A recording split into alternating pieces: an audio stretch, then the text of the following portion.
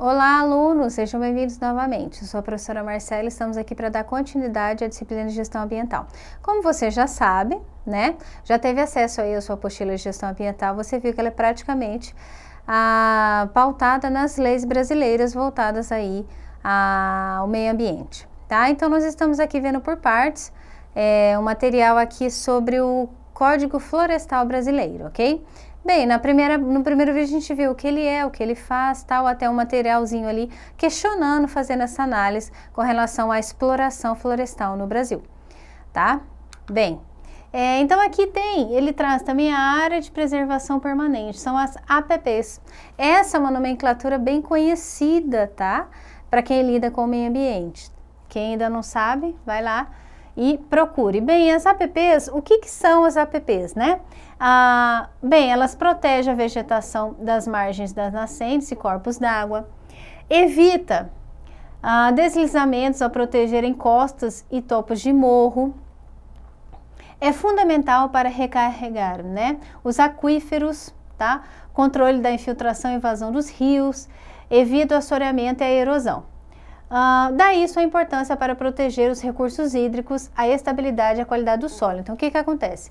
Essas áreas, elas são fundamentais para quê? Para essa manutenção, tá, dos recursos naturais, ou seja, dos recursos hídricos e a estabilidade e a qualidade do solo, tá? Bem, os pontos da lei. Os pontos da lei questionados, né, quando foi questionado ali a questão dessas mudanças de 2012. Então, como eu falei, esse material, ele traz para você aqui uma análise um pouquinho mais crítica. Lembra que eu falei para vocês que ele já existia esse Código Florestal?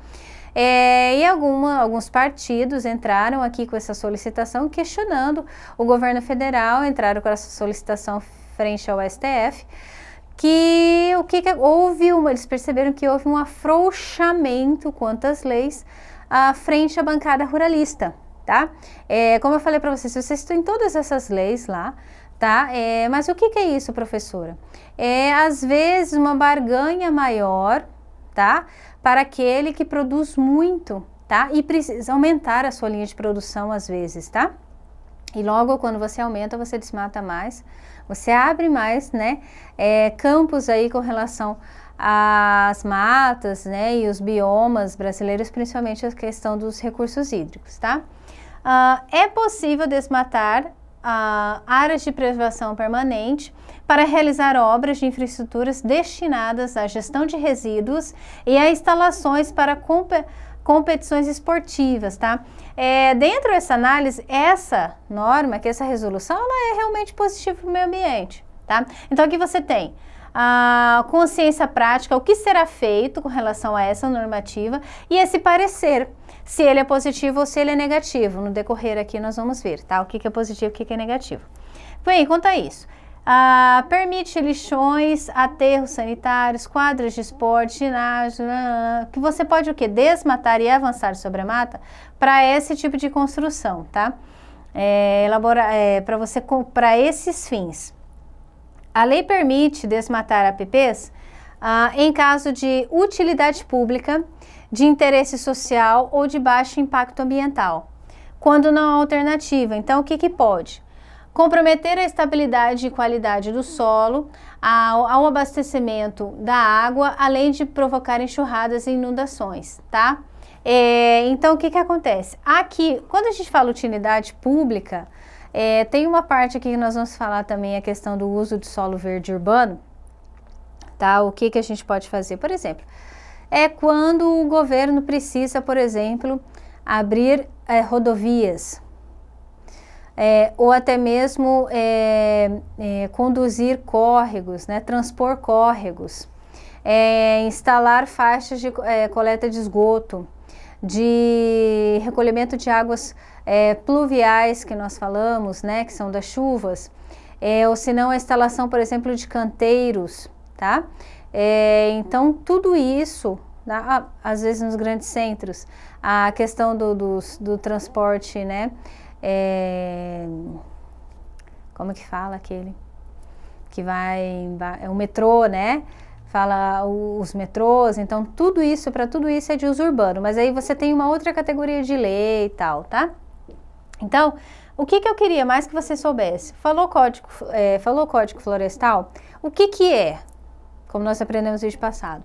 O que são áreas de preservação permanente? O que deu uma mudada nessa lei depois de 2012, tá ok? Isso aqui tem na sua apostila, só para a gente ter uma noção, tá? O que a lei traz? Lembra que eu comentei para vocês a questão de margens de rio, margens de rodovias e tal? Ó, 30 metros para os cursos de água de menos de 10 metros de largura. Então, ele tem que manter, o proprietário, ele precisa manter 30 metros do leito de rio, tá? Se esse rio for o quê? Menos de 10 metros. Então, nesses 30 metros, até chegar no rio, ele não pode plantar, tá? Isso é o que diz o Código Florestal. 50 metros para os cursos de água que tenham aí de 10 a 50 metros de largura. 100 metros para os cursos de água que tenham de 50 a 200 metros de largura. E assim vai. Isso aqui consta na sua apostila, tá, gente? Então, você tem aqui desde 200 até 500 metros para os cursos de água que tenham largura superior a 600 metros. Então, esse aqui consta em lei. Mas, às vezes, você está viajando lá com o seu carro e você vê, né, às vezes, que isso não acontece. Você realmente vai andar ou fazer uma visita a campo, muitos proprietários, né, produtores, eles plantam até o pé do negócio na beirada da margem, assim, né, para ocupar o máximo possível, né, então isso está errado. Bem, continuando, nascentes óleos da água intermitentes deixam de ser protegidos por APPs.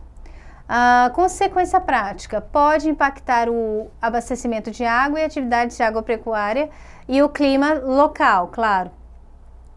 As APPs da beira do rio são medidas pelo leito regular, conforme a variação média, e não pelo leito na época cheia. São aqueles rios intermitentes que a gente fala, são aqueles corpos d'água que são sazonais. Época da cheia ele existe, época da seca ele desaparece, tá? Então aqui eu coloquei para vocês aqui, ó, das APPs, qual que é a margem, assim, vida de um outro jeito. Olha só para vocês como que é diferente. Aqui eu coloquei essas mesmas informações escritas e aqui eu já coloquei na forma de figura. Então aqui você tem o leito, a largura do corpo d'água, do rio ou lago, enfim. E aqui você tem a margem que tem que ser preservada, a partir daqui só que ele pode explorar, tá? Então essa figura é muito boa, eu gostei bastante. Bem, ausência do parâmetro, redução da dispensa das APPs em alguns tipos de reservatórios. Dependendo no caso, permite desmatar a vegetação na beira dos reservatórios e não recuperar aquelas já desmatadas. Então, esses aqui foram os apontamentos feitos na nova versão do Código Florestal a partir de 2012, tá? Que, assim, foram algumas inconstantes, foram pontos contraditórios elencados aí, tá? Bem, então a partir do momento que você fizer isso, há uma redução da vida útil desses reservatórios, com comprometimento e abastecimento de água e energia. Permite plantar em várias em pequenos imóveis rurais, em várzeas em pequenos imóveis rurais. Pode comprometer a estabilidade e qualidade do solo nos recursos hídricos, além de interferir na produção de fauna. Esse eu achei um material muito bom. Por quê? Porque isso aqui são opções que você pode apontá-las, tá? No seu relatório de impacto ambiental, tá ok? Utilizando aqui, claro, a nova versão do Código Florestal, né? Bem, continuando. Permite obras e instalações para agricultura em áreas de proteção permanente nos imóveis rurais de pequenos e médio porte. Permite projetos habitacionais e de urbanização para faixa de renda em mangues e restingas. Mangues e restingas são extremamente importantes para a manutenção da vida e da qualidade de vida dos ambientes aquáticos, tá? Mangues e restingas, eles são extremamente ricos em matéria orgânica, tá? Bem, destruindo isso seria muito ruim, né? Mas isso vocês estão percebendo que foram apontados o quê? Esse afrouxamento da lei, para que se realmente tenha uma abertura em lei, para que os produtores consigam realmente avançar um pouco mais sobre a mata ainda preservada, tá? permite atividade econômica em encostas, tá? De morros aqui, como nós falamos, né?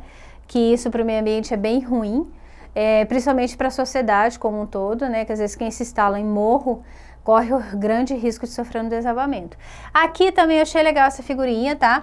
Que aqui ele já mostra para você a questão da nascente do rio aqui, né? Você tem um rio e você tem um raio, né? Você tem uma circunferência aqui que, segundo o Código Florestal, ele precisa ser de 50 metros, tá?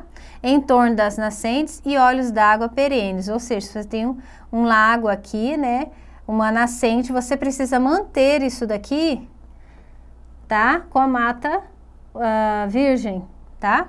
Ou primária que a gente fala. Então, você vê aqui o corpo d'água, você tem essa margem de preservação e aqui também, ó, um raio. Aqui é onde o produtor vai utilizar para a sua atividade econômica, tá ok? Bem, pessoal, o que eu tô fazendo, né? Como você sabe, o seu material ele é praticamente leis. Você pode sim, você vai utilizá-lo muito em prima, principalmente para você elaborar os seus relatórios de impacto ambiental e fazer a sua parte como consultor. Mas o que acontece? Esse trabalho aqui que eu tô trazendo para vocês foi o afrouxamento, ou foram alguns apontamentos feitos no Código Florestal atual, que foi aí a mudança de 2012, ok? Na aula que vem a gente vai continuar falando sobre isso, tá? Muito obrigada, bons estudos, até a próxima!